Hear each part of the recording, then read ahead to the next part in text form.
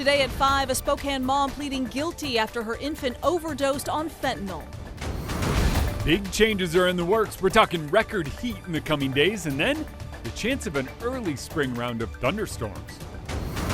We are just an hour away from the WSU women tipping off against Utah Valley in the WNIT. Caitlin Galloway joins us live from Pullman ahead of the big game. Good evening and thank you for joining us for KREM 2 News at 5 tonight. I'm Mark Hanrahan. It's good to have you here. I'm Whitney Ward. A Spokane woman charged with recklessly exposing her toddler to fentanyl will now go free. KREM 2 Shannon Mowdy sat in today's hearing. She joins us live tonight with the breakdown of what happened during sentencing. Shannon? Well, we first told you about this back when it happened, this near deadly overdose in February. Michaela Cameron faced several charges after her 2-year-old son overdosed on her fentanyl, and now her time in jail is over. Cameron pleaded guilty to endangerment with a controlled substance and will be released with credit for time served, 51 days in jail. She was given a waiver for being a first-time offender, but this is far from the first or even last time that we have seen children exposed to fentanyl. In late February, a Spokane Valley 3-year-old had to be given Narcan after eating his mother's fentanyl pills. And then earlier this month, a 1-year-old survived after playing with his mother's fentanyl foil. And Cameron's son survived his overdose. It happened in a Spokane Valley hotel room after handling a spoon that she admitted had fentanyl powder on it. This case demonstrates how drugs make people make bad choices, and those choices can hurt people. And I'm sure that when you're clean and sober, you'd never ever want to hurt your little boy. Cameron will be in community custody for the next year and must have a drug dependency evaluation and go through any recommended drug treatment. And Spokane County opioid overdoses have just skyrocketed in recent years. Numbers from 2019 show 40 people died from the drug, and last year fentanyl was to blame for 78% of all drug-related overdoses in the county. Shannon Mowdy, KREM 2 News. Shannon, thank you very much. And new tonight, we are learning more about a standoff involving Stevens County Sheriff's deputies last night that ended with one person dead. The sheriff's office is reporting those deputies were trying to serve a felony arrest warrant on Highway 25 near Crown Creek south of Northport. The suspect reportedly left a home with a gun and then wouldn't listen to deputy directions. After deputies tried to de-escalate, they say the suspect ran off and pulled a gun. That's when officers say they shot the suspect. First responders took the suspect to a Colville hospital where they later died. WSP is now investigating. We are also learning more about a Friday night shooting in Moses Lake that killed a 14-year-old boy. The Moses Lake School District is saying in a letter to parents that the student killed attended Frontier Middle School. Police also say 4 people ranging in ages from 13 to 26 were hospitalized in the shooting. Moses Lake police say they have issued a search warrant at one home in the city. However, they stopped short of sharing any evidence about what they may have recovered.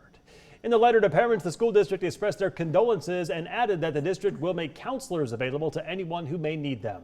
We are working to find out more details about the shooting and the victims. You can count on us to keep you updated on this developing story.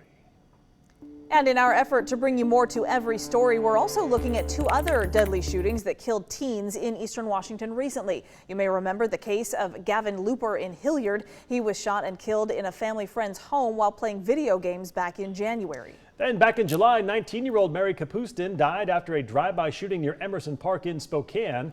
Last week, Spokane police said that shooting was connected to gang activity. Colorado police arrested a suspect in that case just last week after an 8-month search. He is scheduled to have an extradition hearing coming up tomorrow. All right, talking weather now. Kind of a cloudy but warm Monday. Yeah, we'll just wait until Wednesday, right, Jeremy? It's going to be really warm. Oh, there you are. Hey, did you see that? Yeah, that was cool. I don't know why we did that, but thanks for going for that ride. Dramatic effect. We don't either. Just had to reveal you. Yeah, you know what? We've got more reveals coming up. Are you ready? 58 degrees where we currently sit, basically 60, and believe it or not, tomorrow is going to be 10 degrees warmer as we, that one didn't work as well, I'll admit, as we see a shifting weather pattern, a few scattered showers. This is what we expected this evening. Everything's pretty light in nature. Most of it stays up in the mountains. That moves out tomorrow. Oh, it's a beautiful day. Mix of clouds and sun, maybe a little cloudier than we want. And Wednesday's maybe a little bit cloudier than we want. But eventually we get our next wave of moisture moving in. It hits us kind of late Wednesday. Notice it moves through. I think our chances of seeing anything here in town in Spokane, dismal. But what I do think is that we still get warm. 68 degrees tomorrow, partly cloudy. Partly cloudy Wednesday, rain returns late, call it increasing cloud cover. 74 degrees. 74 degrees is our average high temperature in the second week of June. That's how warm this is. 74 is easily a new record high, and then it's a snap back to reality as rain returns to the forecast on Thursday. Sounds good, Jeremy. Thank you very much.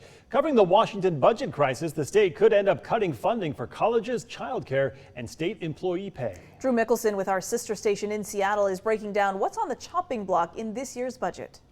If it's spring in Olympia, it's budget season. And this year, the forecast's a little gloomier for budget writers. We always try to write a budget that reflects our priorities, and this year was a particular challenge. The proposal from Senate Democrats calls for new taxes on the wealthy and big businesses and clears the way for larger than usual property tax increases. The sales tax would also drop half a cent. Budget writers say the funds raised would prevent deep cuts and allow for increased funding in areas like special education. But child care subsidies would be delayed. State employees would see a 5% pay cut, and college tuition hikes are being proposed. The Senate also calls for draining the state's emergency rainy day fund to offset even deeper cuts.